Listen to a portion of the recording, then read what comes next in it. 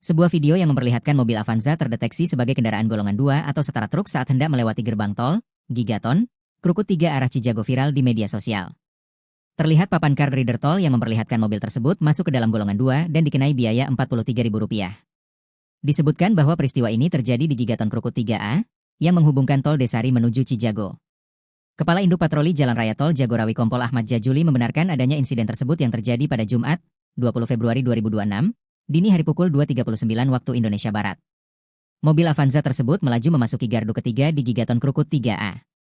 Saat itu, alat pendeteksi golongan kendaraan otomatis, AVC Automatic Vehicle Classification, mengategorikan mobil tersebut sebagai golongan 2. Petugas di lokasi sempat meminta maaf dan mencoba menjelaskan kepada pemilik mobil mengenai kesalahan klasifikasi golongan. Saat itu, petugas juga menyampaikan bahwa golongan yang sudah terdeteksi tidak bisa diubah. Namun, pernyataan ini diduga disalahpahami dan dianggap menyalahkan pengemudi.